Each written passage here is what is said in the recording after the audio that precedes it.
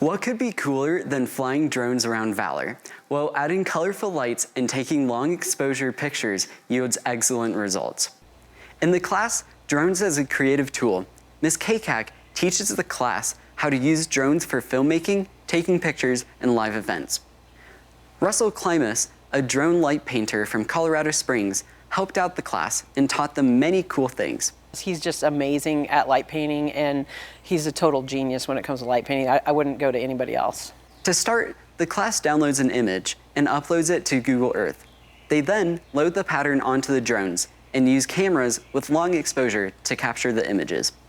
In drones, our most exciting project is probably the drone light painting, just because it's a completely different experience and it's really complicated and also just super fun.